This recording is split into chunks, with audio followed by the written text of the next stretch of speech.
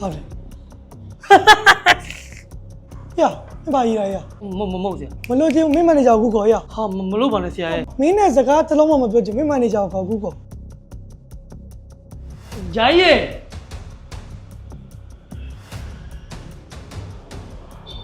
ဟာကိုဘာဖြစ်လဲကို မင်းတို့ဆိုင်ရဝင်တဲ့ငါတို့ပြောသမျှစကားကိုနားထောင်ပြီးတော့ရည်ချင်တိုင်းရည်မှလာရောမင်းအဲ့လောက်အောက်တန်းကြတဲ့ဝင်တဲ့မင်းခန့်တာလားရော ဒါမဲ့ဘာလို့ရည်ရလဲရအခုဆရာတောင်းမှန်ရ6ကင်ပြီးတောင်းမှန်မင်းကျွန်တော်ဒီဆရာကိုကျွန်တော်တောင်းပါပါဂျာကြီးရဲ့ကျွန်တော်6ကင်ပြီးတော့ကျွန်တော်တောင်းမှန်ပါဒါမဲ့ဒီဆရာဘာပြောလဲလို့ကျွန်တော်ရည်ရလဲဆိုတော့ဂျာကြီးတစ်ခေါက်တော့နားထောင်လိုက်ပါလားဂျာကြီးရဲ့သူကသူဘာပြောမင်းအလုံးမဟုတ်မင်းရည်စရာအကြောင်းမရှိဘူးရ